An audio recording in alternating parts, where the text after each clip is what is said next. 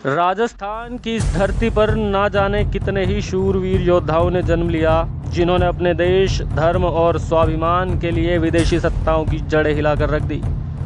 परंतु इतिहास के पन्नों में इन वीरों का जिक्र तक नहीं किया गया।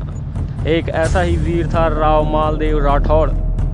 मात्र 6 साल की उम्र में युद्ध भूमि में उतरने वाले 52 युद्धों के विजेता राव मालदेव राठौड़ ने समग्र राजपुताने पर एक छत्र हुकूमत कायम की।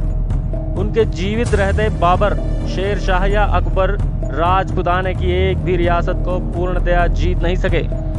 तो आइए आज आपको राव मालदेव राठौड़ के अनसुने इतिहास से परिचित करवाते हैं। दोस्तों, हमारे इन वीर सपूतों के इतिहास से जुड़ा ये वीडियो आप पूरा ज़रूर देखें और इसे बीच में ना रोकें ताकि ये अधिक से अधिक लोगों तक पहुंच सके। तो चलिए शुरू करते हैं। राव मालदेव राठौड़ का जन्म 5 दिसंबर सन 1511 को जोधपुर के मेहरानगढ़ किले में हुआ था। उनके पिता राव गंगा सिंह राठौड़ जोधपुर सहित समग्र मारवाड़ के मालिक थे। मालदेव बचपन से ही उग्र, निडर और गुस्सैल स्वभाव के थे।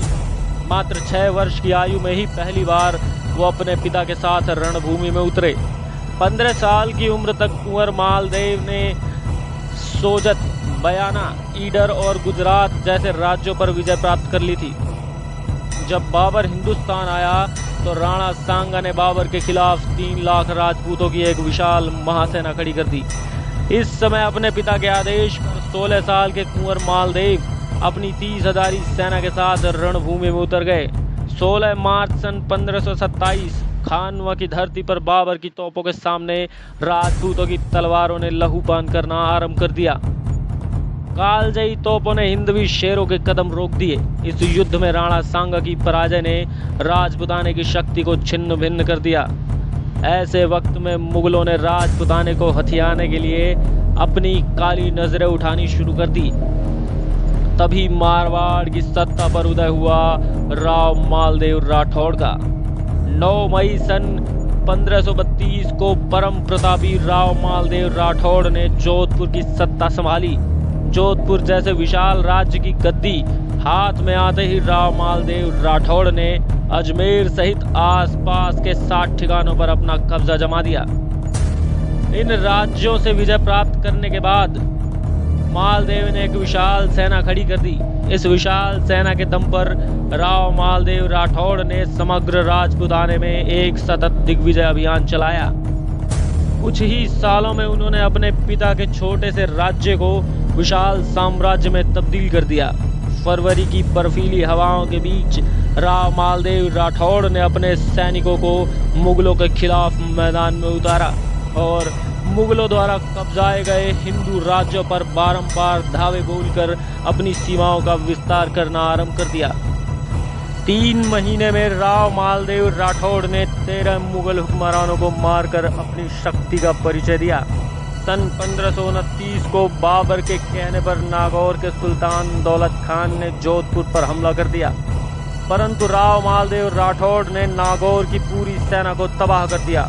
मालदेव जैसे बवंडर से डरकर सुल्तान रणभूमि छोड़कर भाग खड़ा हुआ, पर मालदेव राठौड़ ने सुल्तान के सेनापति की गर्दन काटकर मेहरानगढ़ के किले पर लटका दी। 1534 में राव मालदेव अपनी विराट सेना के साथ जोधपुर से निकले। अपने राह में आने वाली रियासतों को विजय करते हुए राव मालदेव ने नागौर की सल्तनत में प्रवेश किया और पूरे राज्य को अपने कब्जे में कर लिया। अरावली के पर्वतों को पार कर मालदेव राठौड़ ने अजमेर चढ़ाई कर दी।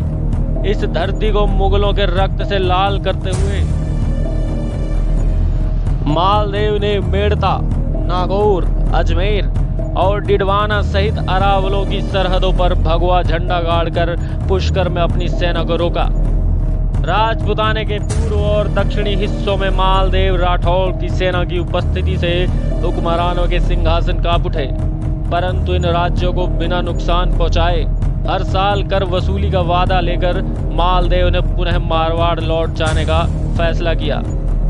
ऐसे बलवान को शांत रखने के लिए राजस्थान के बहुत से हुक्मरानों ने मालदेव से संबंध स्थापित किए। राव मालदेव राठौड़ ने 26 रियासतों में कुल 26 शादियां की और हर रियासत पर अपना दबदबा कायम कर लिया। उनके कुल 25 पुत्र थे। इन सभी पुत्रों को जीती हुई रियासतें, ठिकाने और जागीरें सौंप दी। मालदेव की 23 बेटियों का जिन राज्यों में विवाह हुआ, उन राज्यों की सेनाओं को मालदेव ने अपने साथ मिलाकर शक्ति में इजाफा किया। ऐसे चतुर, चालाक, बुद्धिमान राव मालदेव ईस्वी सन 1537 के आसपास अपनी 50,000 की सेना के साथ जालौर की मुस्लिम सल्तनत में उतरे। मालदेव के विशाल जन सैलाब ने पूरे जालौर को केसरिया रंग में रंग दिया। जालौर के सुल्तान को कैद कर मालदेव ने जालौर को अपने अधिकार में लेकर भीनमाल, सांचौर और गुजरात के कच्छ तक अपनी हुकूमत का विस्तार किया।